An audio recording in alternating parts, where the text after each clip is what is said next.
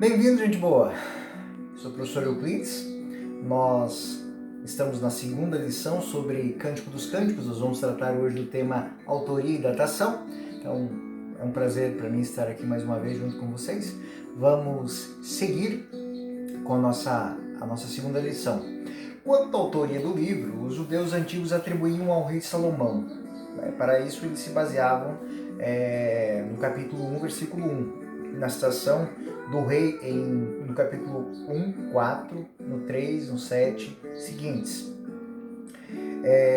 Também, 1 Reis 5, 12, lê-se que Salomão pronunciou 5.000 cânticos, entre os quais, segundo os antigos, deveria estar esse texto dos Cânticos dos Cânticos.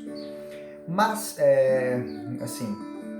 o que a gente pode dizer de fato é que foi aplicado essa titularização a Salomão por um artifício da pseudonímia, que é quando eu escolho alguém de conhecimento, conhecido e respeitado, para atribuir uma obra, para que essa obra chegue a mais gente. Então, hoje se nega a autoria, digamos, de Salomão enquanto escritor. Talvez, sim, possa ter sido inspirador. Com efeito, se verifica que a imagem das núpcias, para significar a união entre Deus e o povo, como disse na outra lição, é próprio dos profetas. São os profetas que tomaram desta relação de Deus com o seu povo, ou seja, do esposo com a esposa, e são os profetas, tentando suscitar o quê? Este olhar de Deus que escolhe o seu povo. Escolhe em qualquer situação, escolhe por valores que são intrínsecos, são próprios deste povo.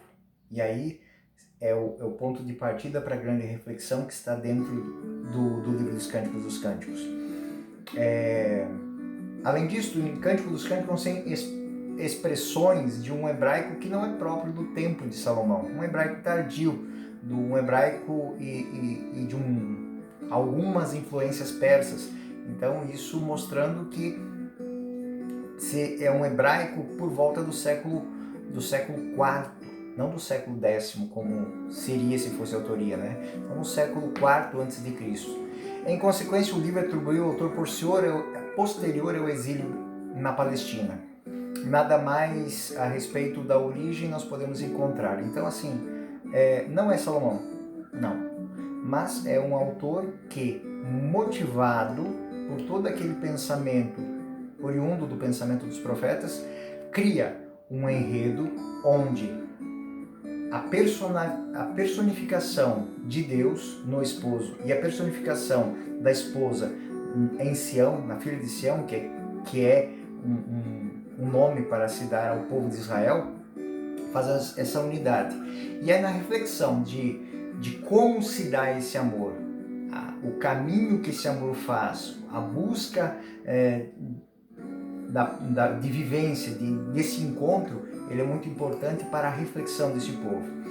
Então, após o exílio de Israel, havia entre esperança e medo, entre expectativas e decepções, um drama do povo de Israel. Será que fomos esquecidos por Deus? Será que fomos abandonados por Deus? E o Cântico dos Cânticos, ele retoma esse pensamento. E ele, atrás dessa trama dramática do Cântico dos Cânticos, exprime uma situação histórica, ou seja, Deus que jamais abandona, Deus que prepara todo o caminho para o encontro. Então, após tudo isso que estamos passando, quando isso tudo passar, quando Israel for ser reerguido, nós estaremos diante do altar, seremos relembrados, é o momento das núpcias. Então o livro lembra do amor de Deus sempre fiel, disposto a receber a esposa, que muitas vezes pode ser infiel, sempre que ela queira voltar ao seu primeiro amor. Nós podemos dizer que alguns profetas trabalharam essa realidade. O profeta Oséias trabalhou muito isso, ou seja, o profeta Oséias é chamado a desposar uma prostituta, né? Não é o caso, aqui não é a comparação, mas quando o amor de uma mulher representa o amor do povo de Israel, e o amor do profeta representa o amor de Deus. Então, esse profeta, Oséias, ele perdoa muitas vezes a sua esposa infiel, até o momento que ela se convenceu que ele a amava.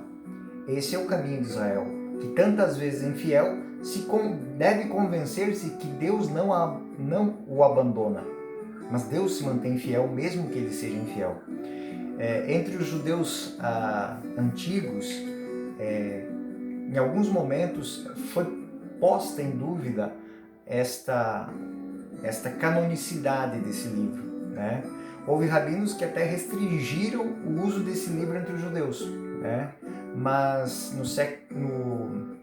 no ano 100 depois de Cristo, no dito Sínodo de Jâmnia, se confirmou a canonicidade do texto sagrado, ou seja, foi posto de maneira oficial pelos judeus dentro do cânone hebraico.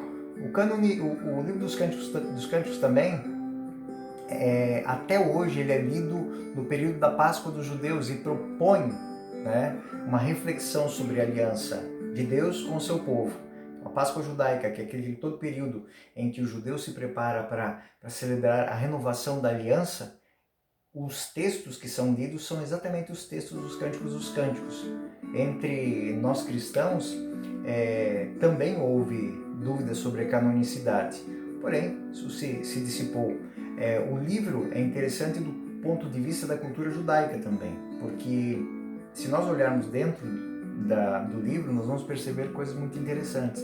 Até hoje, os judeus mais tradicionais, né, têm os seus costumes matrimoniais fundamentados em cima daquilo que é determinado no Cântico dos Cânticos.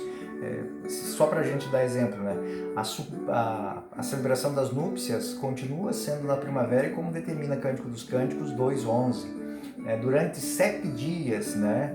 Então, que é para eles a Semana do Rei, onde o esposo é o rei e a esposa é a rainha, e eles fazem no período das núpcias, né, a festa de 7 dias, a festa do rei.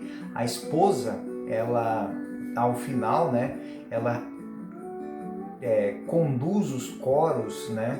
Isso tudo está lá no capítulo de Cântico dos Cânticos, capítulo 4, 1-15, capítulo 5, 19-16, ele descreve algo que até hoje é vivido por eles. Por fim, o esposo, acompanhado de amigos, vai buscar a esposa à noite e leva para o seu domicílio. É muito interessante que esta visão que está lá no Cântico dos Cânticos, ela é retomada pelos próprios evangelhos, né? As virgens prudentes, né? Então que o noivo está para vir, né? Aquelas que estiverem preparadas irão com o noivo, né? As virgens prudentes e as imprudentes. Então essa visão está ali. Se a gente fosse aplicar a realidade, ou seja, não basta ser escolhida pelo noivo, deve manter-se fiel a ele até as núpcias. Então, na reflexão cristã, isso é muito interessante, porque muitos trocam esse encontro com o noivo, né, por quaisquer coisas. Essa é uma parte daquela grande reflexão sapiencial que também toca a nós cristãos, ou seja, podermos olhar para a nossa vida como uma caminhada de espera. Então a verdadeira núpcias com o Cordeiro, né? O batismo é a nossa escolha, nos tornamos noivos, né? Mas é de fato nas núpcias finais, ou seja, na vida eterna, que isso se completa de maneira extraordinária. Isso aqui nós vimos isso no Eclesiastes, que trata dessas realidades.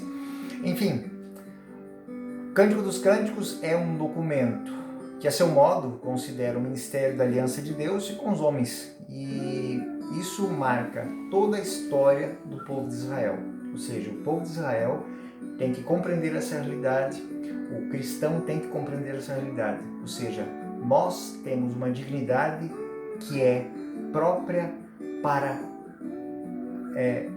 a sua finalidade futura, que é de Deus viemos, em Deus estamos e para Ele nós retornaremos. E isso, o Cântico dos Cânticos, nada mais é que uma maneira de fazer com que o homem reflita sobre isso. De onde vim?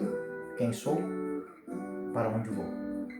Então, é uma grande reflexão através de um livro de grande beleza e grande harmonia literária, que por gerações e gerações perpassa o coração do povo de Israel e também o coração do povo cristão. Muitos místicos escreveram grandes obras fundamentadas em cima de São João da Cruz, São Bernardo de Claraval. Então essa é a grande realidade, é o grande tema de Cântico dos Cânticos. Ou seja, Deus nos fez para sermos amados por Ele, nos escolheu. Depende de nós responder esse chamado de amor. Bom, espero que finalizamos aqui Cântico dos Cânticos, espero que tenha sido útil para você. Até o próximo vídeo, fiquem com Deus, até a próxima.